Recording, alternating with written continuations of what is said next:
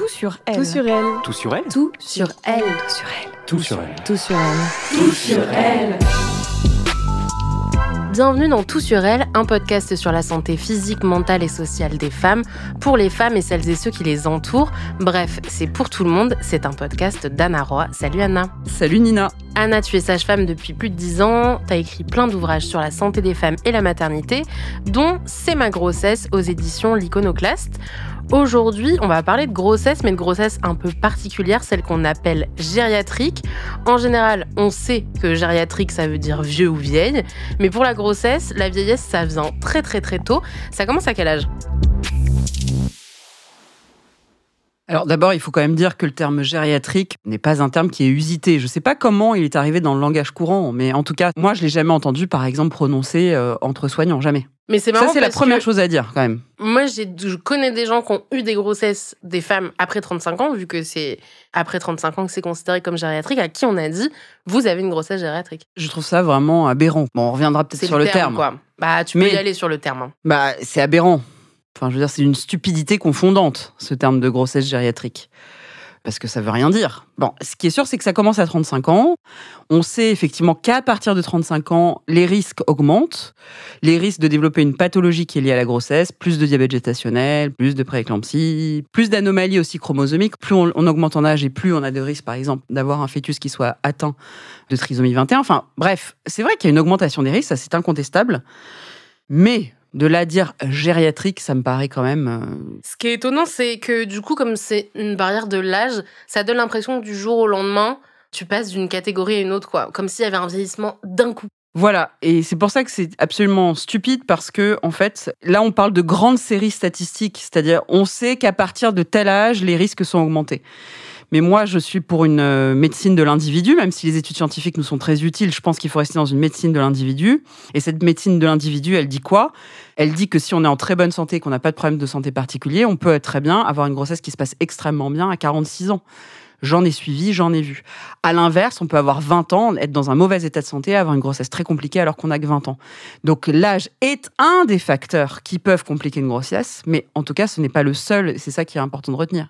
L'état de santé préalable est peut-être bien plus important finalement. Mais du coup, ça va changer quoi pour le personnel soignant, que ce soit une grossesse dite gériatrique ? Par exemple, au-dessus de 35 ans, avec le seul critère de l'âge, on va tester le diabète gestationnel avec un test qui s'appelle la GPO, c'est un test qui va vraiment aller explorer le diabète particulièrement. Voilà ce que ça veut dire. Ça veut dire qu'on va être un peu plus en alerte. Et encore que, pas tant finalement. Parce que les risques, donc, c'est de faire davantage de prééclampsie. On rappelle, prééclampsie, c'est... C'est la maladie hypertensive de la grossesse qui associe de l'hypertension avec des protéines dans les urines, qui peut avoir toute une série de complications.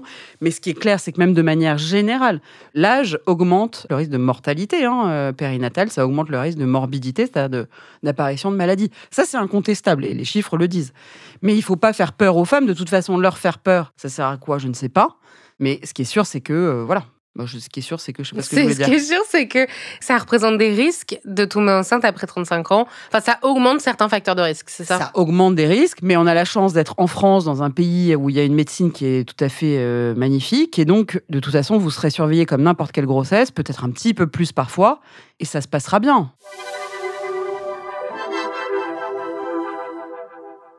Tu disais tout à l'heure que toi, tu avais suivi des grossesses jusqu'à 46 ans.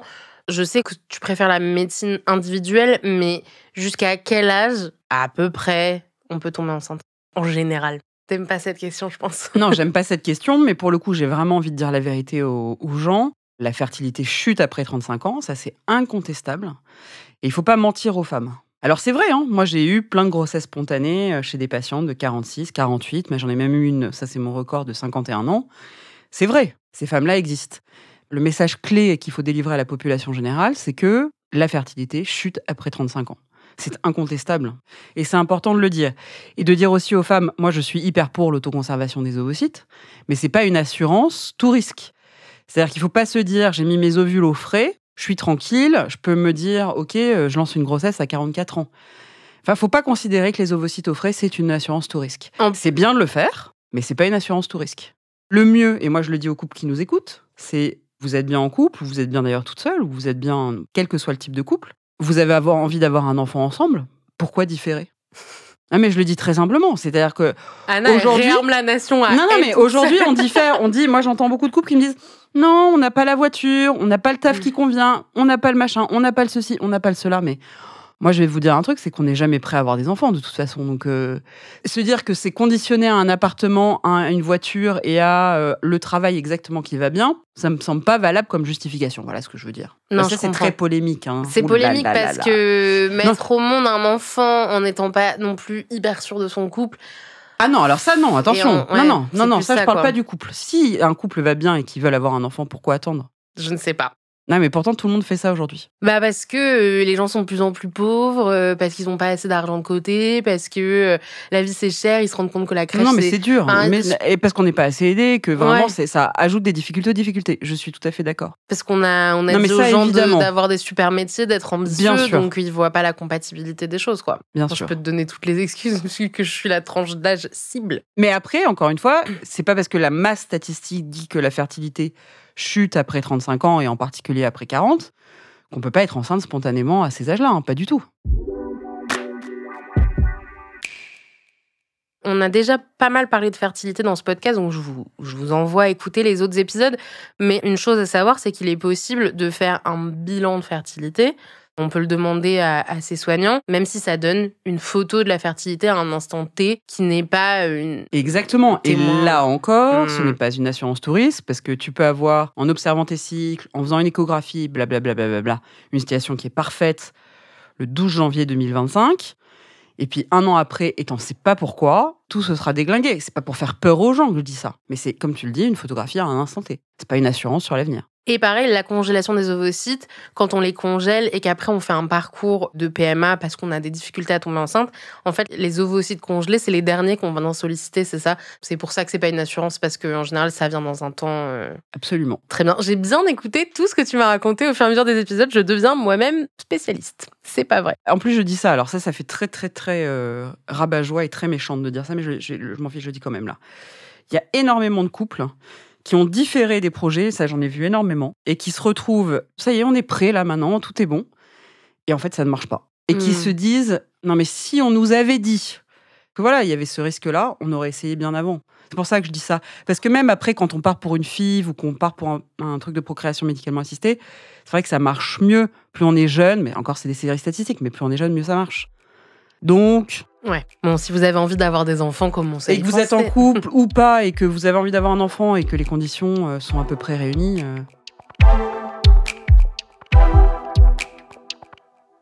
Il y a des choses plus positives, parce que là, on a parlé de risques pour la santé, on a parlé de complications à tomber enceinte. Oui, et puis quand même, je veux dire que la plupart du temps, ça se passe très très bien. Hein. Oui. Là, on parle de risques faibles. Hein. Oui. Et attention, c'est pas parce que vous avez plus de 35 ans que vous allez avoir une prééclampsie, un diabète et machin, pas du tout. Hein. Okay. Là, on se calme direct. Hein. Ce sont des risques qui sont augmentés, mais pas non plus spectaculairement plus élevés. Enfin, faut pas non plus exagérer. Hein. Ok. Et il y a des trucs positifs dans le fait d'avoir un enfant après 35 ans? Ah ouais. Alors là, pour le coup, je vais dire l'inverse de ce que je viens de dire. Je trouve que les couples très jeunes et les couples quarantenaires, alors c'est très cliché, c'est sur mes patients, donc c'est des centaines, des milliers de personnes, c'est une toute petite série esthétique pour le coup. Les très jeunes et les quarantenaires sont extraordinaires en parentalité pour moi. Pourquoi? Je peux pas te dire exactement. À 40 balais, je pense que c'est parce qu'ils ont vu, écumé beaucoup de choses, ils ont essoré leur vie, donc ils sont vraiment contents et puis ils prennent les choses avec plus de distance. Les jeunes, très jeunes, ils prennent les choses avec plus de distance aussi parce que je sais pas d'ailleurs. Je trouve que ce sont des super parents, alors que c'est des parents, les vieux et les jeunes vingtenaires. On est vieux à 40 ans. Non, mais tu m'as compris. Oui. Mais moi, j'ai 39 ans, tu vois, donc je peux dire, voilà, l'âge moyen, c'est 30 ans. Donc le parent dans l'imaginaire français, okay. C'est 30 balais.